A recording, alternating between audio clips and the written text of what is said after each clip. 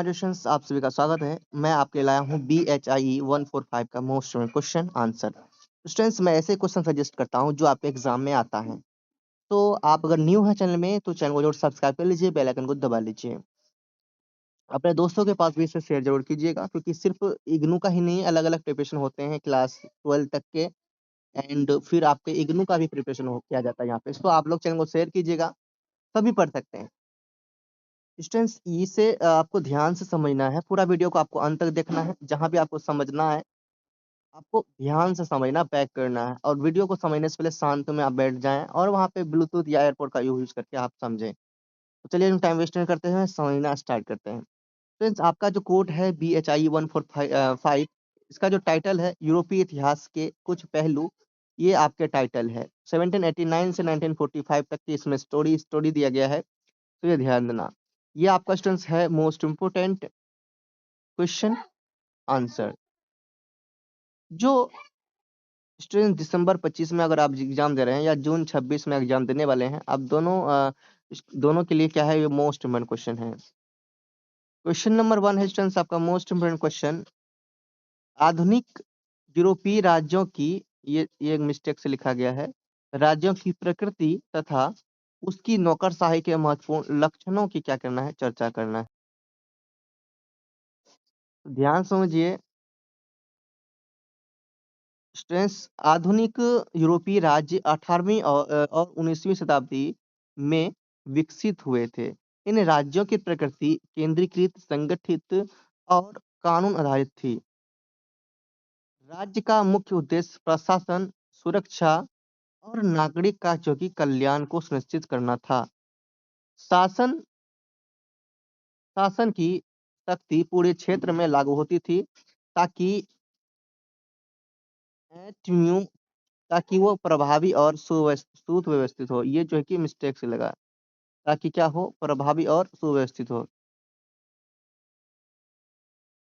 इन राज्यों में इन राज्यों में नौकरशाही का मतलब बहुत बड़ा था। अधिकारी योग्यता और अनुभव के आधार पर अधिकारी जो होते थे वो योग्यता और अनुभव के अनुसार पर क्या करते थे, नियुक्त किए जाते थे, ना कि वंश या निजी संबंधों से। यहाँ पे क्या होते थे, जो योग्य है अधिकारी बनने का, उसे ही, जिसमें नॉलेज हो, एक्सपीरियंस हो, उसी के अनुसार उसको क्या करता, नियुक्त किया जाता। ये नहीं कि भाई वो राजा है तो राजा का बेटा राजा बनेगा, वो मेरा दोस्त है, वो मेरा संबंधी है, वो बनेगा, ऐसा नहीं।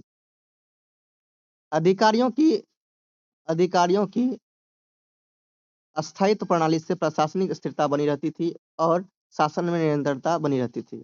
नौकरशाही के मुख्य लक्षणों में नियमों का पालन, कार्य विभाजन और जवाबदेही शामिल थे। प्रत्येक अधिकारी अपने कर्तव्यों के लिए उत्तरदायी था और उनके कार्यों की समय सीमा पर समीक्षा। इससे प्रशासनिक कार्यकुशलता और राज्य की स्थिरता बढ़ी। क्वेश्चन नंबर 2 है, उपयोगितावाद और स्वतंत्र व्यापार के सिद्धांत के विशेष संदर्भ में उदारवाद का क्या कीजिए, परीक्षण कीजिए। तो स्टूडेंट्स, उदारवाद का उद्देश्य व्यक्ति की स्वतंत्रता और राज्य के अनावश्यक हस्तक्षेप से मुक्ति था। यह विचार 18वीं से 19वीं शताब्दी के यूरोप में प्रसिद्ध हुआ। इसमें नागरिक अधिकार, अभिव्यक्ति की स्वतंत्रता और राजनीतिक भागीदारी को महत्व दिया गया। उपयोगितावाद ने उदारवाद को नैतिक आधार प्रदान किया। जेरेमी बेंथम और जॉन स्टुअर्ट मिल के अनुसार वही कार्य सही है जिसमें अधिकतम लोगों को अधिकतम लाभ मिल सके। इससे कानून और नीति का आधार समाज के हित पर क्या होता, आधारित हुआ। स्वतंत्र व्यापार में राज्य के आर्थिक हस्तक्षेप का विरोध किया। उदारवादियों का मानना था कि बाजार को स्वतंत्र छोड़ने से उत्पादन और समृद्धि बढ़ेगी। उपयोगितावाद और स्वतंत्र व्यापार में मिलकर उदारवाद को मजबूत किया और समाज में सुधार की दिशा में योगदान दिया। क्वेश्चन नंबर स्टूडेंट्स आपका 3 है, वेमर गणतंत्र पर एक कार्यकारी टिप्पणी लिखिए। तो वेमर गणतंत्र की स्थापना प्रथम विश्व युद्ध के बाद 1919 में जर्मनी में हुई। यह जर्मनी का पहला लोकतांत्रिक शासन था। संविधान में नागरिक अधिकार, अभिव्यक्ति की स्वतंत्रता और सार्वभौमिक मताधिकार को मान्यता दी गई। हालांकि यह शासन कई चुनौतियों का सामना कर रहा था। युद्ध की हार, वर्साय संधि की कठोर शर्तें और आर्थिक संकट ने इसे क्या किया, प्रभावित किया। राजनीतिक अस्थिरता और बार बार सरकारों का बदलना बदलना जनता के विश्वास को कमजोर कर गया। बेरोजगारी और महंगाई ने असंतोष बढ़ाया। कमजोर प्रशासन के कारण नाजी दल सत्ता में आया और वेमर गणतंत्र का अंत हुआ। यह दर्शाता है कि लोकतंत्र के लिए मजबूत संस्थाओं की आवश्यकता कितनी क्या है, महत्वपूर्ण है। क्वेश्चन नंबर 4 है मोशन क्वेश्चन। 1789 की फ्रांस की क्रांति के लिए उत्तरदायी कारणों की संक्षिप्त में क्या कीजिए, चर्चा कीजिए। फ्रांस की क्रांति के पीछे सामाजिक असमानता प्रमुख कारण थी। समाज 3 वर्गों में बटा था, पादरी और कुलीन वर्ग। विशेष अधिकार प्राप्त थे। इनमें से पादरी और कुलीन वर्ग को विशेष अधिकार प्राप्त थे, जबकि तीसरे वर्ग ये पर भारी करों और अन्याय बाधाओं का बोझ था। ठीक है। पादरी वर्ग, कुलीन वर्ग, जो पादरी वर्ग होते थे और कुलीन वर्ग जो होते थे, ये जो वर्ग उनके सबसे खास वर्ग होते थे। और तीसरा जो वर्ग है वो सबसे निचले वर्ग के होते थे। तीसरे वर्ग में, जो कि तीसरे वर्ग में क्या होता था, मजदूर लोग आते थे, छोटे छोटे गरीब किसान ये सब आते थे। तो तीसरे वर्ग में आते थे, जिसे बहुत ही संकट का सामना करना पड़ता था और जिसमें बहुत ही ज्यादा अत्याचार भी किया जाता था। आर्थिक संकट ने स्थिति को और जटिल बना दिया। शाही दरबार की फिजूल खर्च, युद्धों का खर्च और खराब कर प्रणाली ने राज्य को कर्ज में डुबो दिया। महंगाई और बेरोजगारी से आम जनता क्या होगी, असंतुष्ट थी। इसके अलावा दार्शनिकों के विचारों ने क्रांति को प्रेरित किया है। रूसो, वेल्तेयर और मोंतेस्क्यू ने स्वतंत्रता, समानता और मानव अधिकारों की वकालत की। इन सभी कारणों ने मिलकर 1789 की फ्रांस क्रांति को क्या दिया, जन्म दिया। जर्मनी में वेमर गणतंत्र तथा उदारवादी प्रजातंत्र का वर्णन किए। जर्मनी में जो कोई कौन सा गणतंत्र, वेमर गणतंत्र और उदारवादी प्रजातंत्र। तो वेमर गणतंत्र जर्मनी का पहला लोकतांत्रिक क्या था, स्टूडेंट, शासन था। इसमें संविधान के माध्यम से नागरिक अधिकार, अभिव्यक्ति की स्वतंत्रता और सार्वभौमिक मताधिकार प्रदान किए गए। इसे उदारवादी प्रजातंत्र का उदाहरण माना जाता है। इस शासन में राजनीतिक अस्थिरता और बार बार सरकार बदलने की समस्या थी। आर्थिक समस्याएं और सामाजिक असंतोष ने जनता का विश्वास क्या कर दिया, कमजोर किया। वेमर गणतंत्र में उदारवादी मूल्य मौजूद थे, लेकिन मजबूत मजबूत संस्थाओं की कमी ने इसे अस्थायी रूप से सफल नहीं होने दिया। इसका इतिहास जर्मनी में लोकतंत्र के संघर्ष की कहानी को दर्शाता है। क्वेश्चन नंबर आपका स्टूडेंट 6 है। साम्राज्यवाद के विभिन्न सिद्धांतों का आलोचनात्मक परीक्षण कीजिए। साम्राज्यवाद का जो अर्थ है वो किसी शक्तिशाली राज्य द्वारा अन्य देशों या क्षेत्रों पर राजनीतिक, आर्थिक या सांस्कृतिक नियंत्रण स्थापित करना। साम्राज्यवाद बहुत ही बड़ा क्या होता है, शासन होता है, जहाँ पे एक राजा बहुत ही दूर दूर तक शासन करते हैं। वहाँ राजनीतिक, आर्थिक और सांस्कृतिक पूरी तरह से उनका क्या होता है, नियंत्रण में होता है। 19वीं शताब्दी में यूरोपीय देशों ने इसे व्यापक रूप से अपनाया। इसे समझाने के लिए कई सिद्धांत प्रस्तुत किए गए हैं। देखिए, जैसे कि मान लीजिए, आर्थिक सिद्धांत के अनुसार औद्योगिक देशों को कच्चे माल, नए बाजार और निवेश के अवसरों की आवश्यकता थी, इसलिए साम्राज्यवाद को बढ़ावा मिला। राजनीतिक सिद्धांत साम्राज्यवाद को शक्ति, प्रतिष्ठा और सुरक्षा से जोड़ता है। कुछ विचारकों ने इसे सभ्यता और आधुनिकता फैलाने का माध्यम भी बताया। आलोचनात्मक दृष्टि से देखा जाए तो ये सिद्धांत साम्राज्यवाद के वास्तविक परिणामों को छिपाते हैं। इससे उपनिवेशों में शोषण, गरीबी और सामाजिक विघटन बढ़ा। स्थानीय संस्कृति और स्वायत्तता को नुकसान पहुंचा। इसलिए साम्राज्यवाद को केवल आर्थिक या राजनीतिक आवश्यकता नहीं, बल्कि एक अन्यायपूर्ण अव्यवस्था के रूप में देखा जाता है। क्वेश्चन नंबर स्टूडेंट्स आपका 7 है। रूस की नवीन आर्थिक नीति की क्या कीजिए, चर्चा कीजिए। तो नवीन आर्थिक नीति की शुरुआत 1921 में लेनिन ने किया था, लेनिन के द्वारा हुआ था। इसका उद्देश्य क्या था, गृह युद्ध और युद्धकालीन साम्यवाद से उत्पन्न आर्थिक संकट से रूस को बाहर निकालना है ना। किससे, गृह युद्ध, जिसे शीत युद्ध भी हम लोग कहते हैं, युद्धकालीन साम्यवाद से उत्पन्न आर्थिक जो संकट है वो रूस को, इससे क्या करना, आर्थिक संकटों से रूस को बाहर निकालना। हाँ, इस नीति के अंतर्गत अर्थव्यवस्था में कुछ हद तक बाजार और निजी पहल की अनुमति दी गई। एनईपी के तहत किसानों को अपनी अतिरिक्त उपज बाजार बाजार में बेचने की छूट मिली। एनईपी भैया यही है नवीन आर्थिक नीति।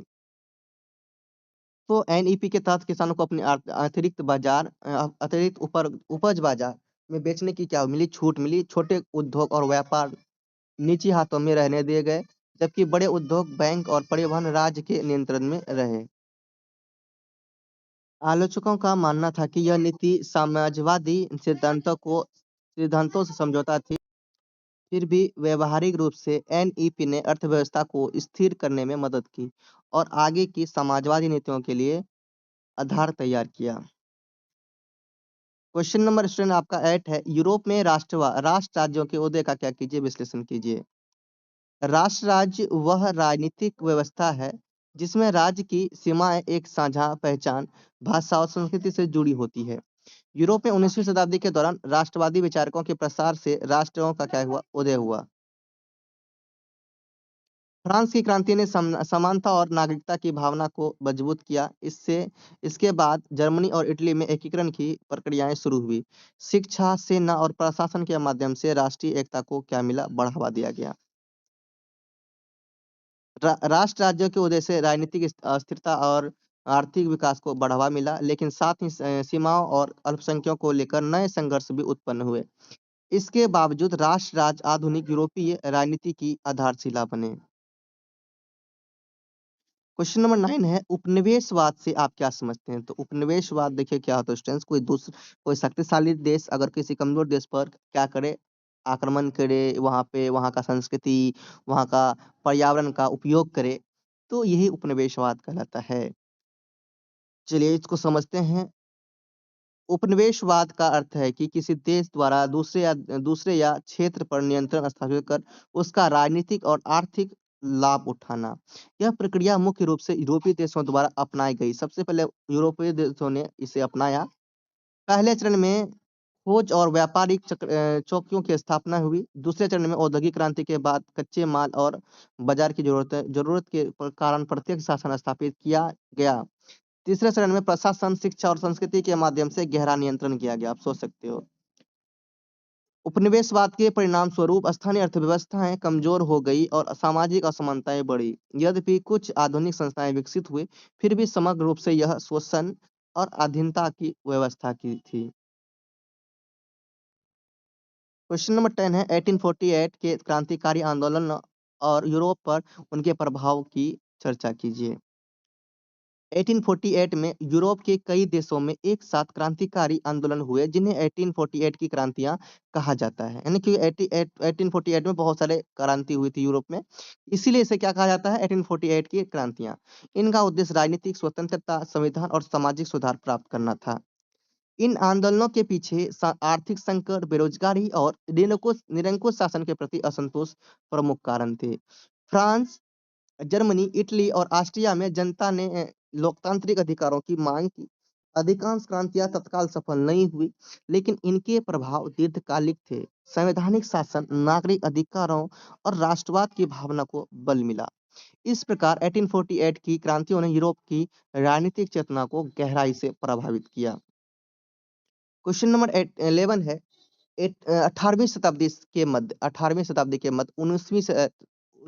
के मध्य तक, 18वीं से लेकर समझ लो 19वीं शताब्दी के मध्य तक ब्रिटेन में औद्योगिकरण की जो है कि वृद्धि वृद्धि हुआ था, औद्योगिकरण का है ना, कारखाने का। तो इनमें क्या कहते हैं, इसके परीक्षण कीजिए, इनके बारे में आपको बताना है।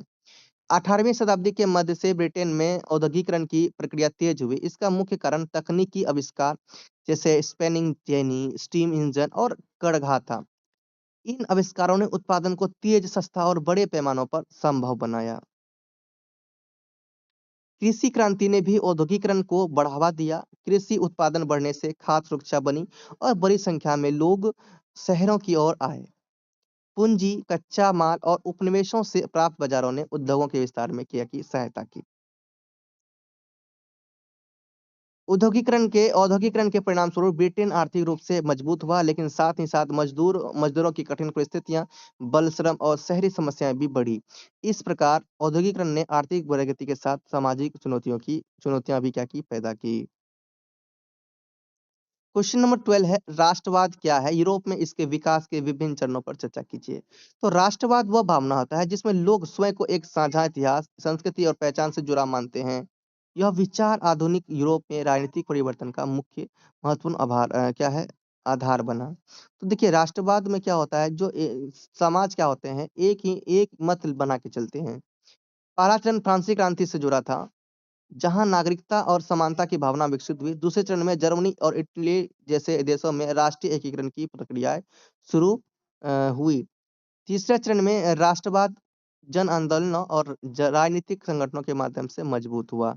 यूरोप में राष्ट्रवाद ने आधुनिक राष्ट्रवाद राज्यों को जन्म दिया, लेकिन साथ ही आक्रामक राष्ट्रवाद ने संघर्ष और युद्धों को भी बढ़ावा दिया।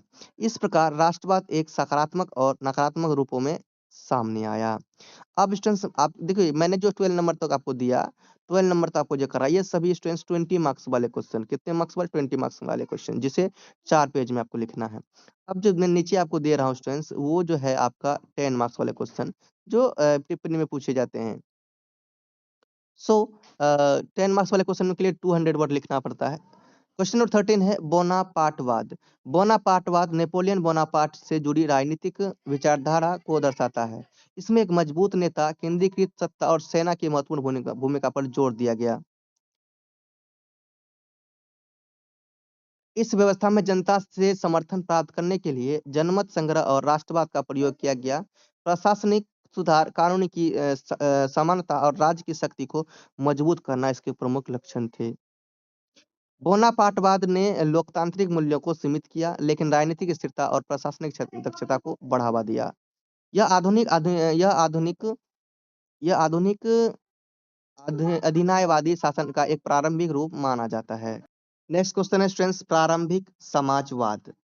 प्रारंभिक समाजवाद औद्योगिक क्रांति की प्रतिक्रिया के रूप में उभरा। इसका उद्देश्य मजदूरों की खराब सामाजिक और आर्थिक स्थिति में सुधार करना था।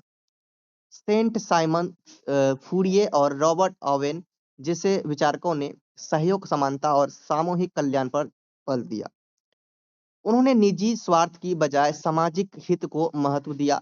प्रारंभिक समाज व्यवहारिक सुधारों पर केंद्रित था, लेकिन इसमें वैज्ञानिक विश्लेषण की कमी थी। फिर भी इसने आगे चलकर वैज्ञानिक समाजवाद के विकास की नींव रखी। क्वेश्चन नंबर 15 है 1920 के दशक का आर्थिक संकट। इनके बारे में टिप्पणी दीजिए। 1920 के दशक का आर्थिक संकट प्रथम विश्व युद्ध के बाद की अस्थिर आर्थिक स्थिति से जोड़ा था। युद्ध के कारण उत्पादन, व्यापार और वित्तीय संतुलन प्रभावित हुआ।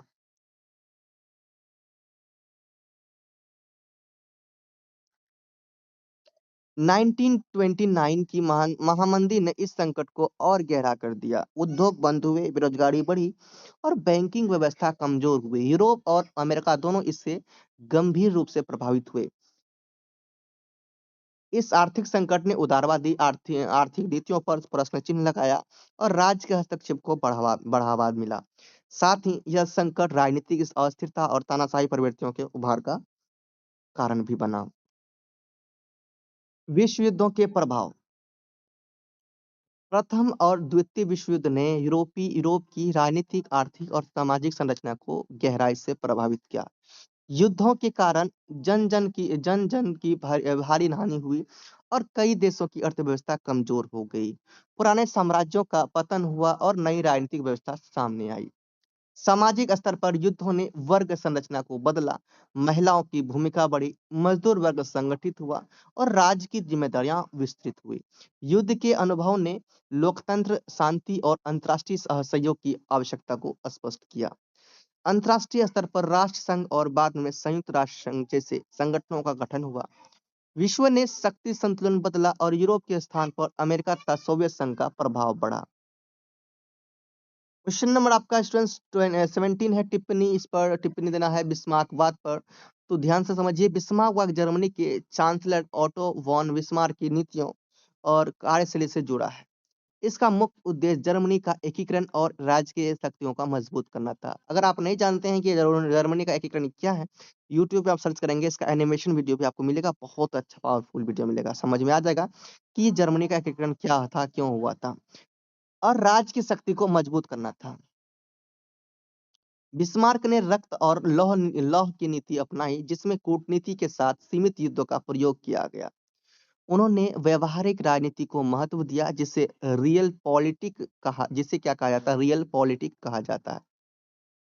सामाजिक स्तर पर उन्होंने कल्याणकारी नीतियां भी अपनाई, जैसे सामाजिक सुरक्षा कानून। इस प्रकार बिस्मार्कवाद ने राष्ट्रवाद, शक्ति और व्यवहारिक राजनीति को एक साथ जोड़ा।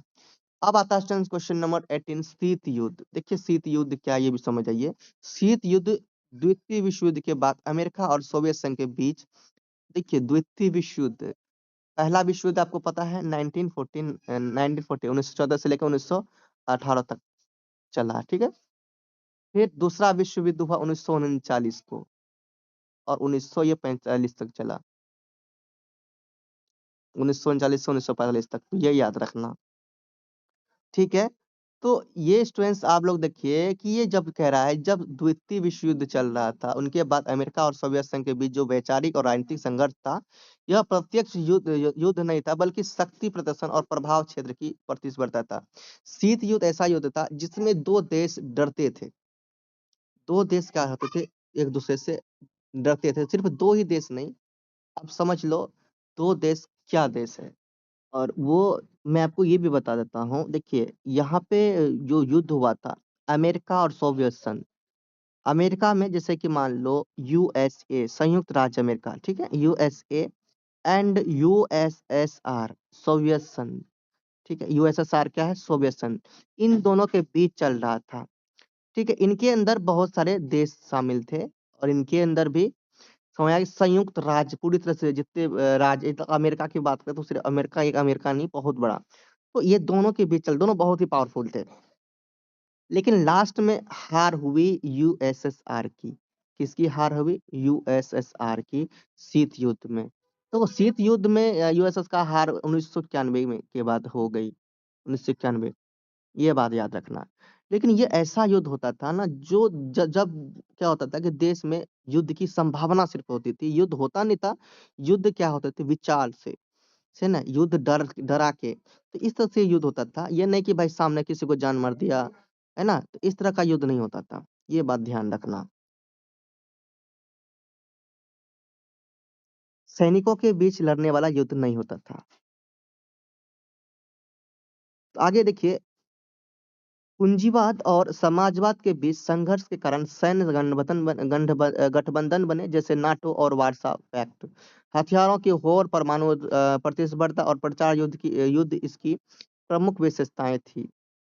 शीत युद्ध का प्रभाव एशिया, अफ्रीका, यूरोप तक फैला। इससे अंतर्राष्ट्रीय राजनीति में तनाव बढ़ा, लेकिन साथ ही शक्ति संतुलन और कूटनीति का नया ढांचा भी, यानी स्ट्रक्चर यानी संरचना भी क्या हुआ, विकसित हुआ। अगला स्टूडेंट्स क्वेश्चन नंबर 19, नाजीवाद। नाजीवाद जर्मनी में हिटलर के नेतृत्व में विकसित हुआ। यह विचारधारा राष्ट्रवाद, तानाशाही और नस्ली श्रेष्ठता पर आधारित थी। नाजी शासन में एक दलीय व्यवस्था, प्रचार तंत्र और हिंसा का प्रयोग किया गया। यहूदियों और अन्य अल्पसंख्यकों पर भी अत्याचार किए गए, जिससे मानवाधिकारों का गंभीर उल्लंघन हुआ। और नाजीवाद ने जर्मनी को आक्रामक स्तर की ओर बढ़ाया, जिसका परिणाम द्वितीय विश्व युद्ध के रूप में सामने आया, जिसका अंत जर्मनी की परंपरा और व्यापक विनाश के साथ हुआ। क्वेश्चन नंबर आपका 20 है, इटली में फांसीवाद का उदय। इटली में फांसीवाद का उदय प्रथम विश्व युद्ध के बाद हुआ। युद्ध के बाद आर्थिक संकट, बेरोजगारी और राजनीतिक अस्थिरता में ने जनता की में असंतोष क्या किया, पैदा किया। बेनितो मुसोलिनी के नेतृत्व में फांसीवादी दल ने राष्ट्रवाद, अनुशासन और मजबूत राष्ट्र की बात की। लोकतांत्रिक संस्था को कमजोर कर सत्ता को केंद्रीकृत किया गया। फांसीवाद ने इटली में अस्थायी स्थिरता तो दी, लेकिन व्यक्तिगत स्वतंत्रता को सीमित किया। आक्रामक नीति अपनाई, अंततः यह व्यवस्था भी युद्ध और पतन की ओर बढ़ी। इस तरह से स्टूडेंट्स मैंने 20 सबसे मोस्ट इंपोर्टेंट क्वेश्चन करवाए, मोस्ट इंपोर्टेंट क्वेश्चन करवाए, ठीक है। वेरी वेरी इंपोर्टेंट इसको कर सकते हो, VVI क्वेश्चंस करवाए जो आपके एग्जाम में आएंगे। आप 100 मार्क्स के करके आएंगे मेरे मोस्ट इंपोर्टेंट क्वेश्चन की मदद से। अब सोचो इतना मैं आपको सपोर्ट करता हूँ, आप लोग का फर्ज बनता है चैनल को सब्सक्राइब करने का, वीडियो को शेयर करने का, है ना? चलो ये ज़रूर कीजिए और लाइक नहीं किए हैं, लाइक कीजिए, लाइक करेंगे तो चैनल वीडियो मेरा बहुत जल्दी आगे बढ़ेगा, है कि नहीं? चलो लाइक भी कीजिएगा, शेयर भी कीजिएगा, चैनल को सब्सक्राइब भी कीजिएगा। मिलते हैं नेक्स्ट वीडियो में और देखिए पीडीएफ आपको टेलीग्राम में मिलेगा जिसमें पासवर्ड लगा होगा, पासवर्ड आपको मिलेगा इंस्टा में, ठीक है स्टूडेंट? इंस्टा में डिस्क्रिप्शन जो कि यूट्यूब के जो डिस्क्रिप्शन है, जो वीडियो देख रहे हैं वीडियो के डिस्क्रिप्शन में लिंक दिया हुआ है इंस्टा का, आप जाइए ताकि डायरेक्टली ले सकते हैं। पासवर्ड, पीडीएफ में क्या दिया हुआ है? पीडीएफ में पासवर्ड लगा हुआ है, पीडीएफ का पासवर्ड आपको इंस्टा से मिलेगा। चलिए स्टूडेंट्स आज की वीडियो में इतना रखते हैं, नेक्स्ट वीडियो में आगे बढ़ेंगे। चैनल बोलो प्रेम से रहो, प्रेम से पढ़ो, प्रेम से बोलो। Best of luck.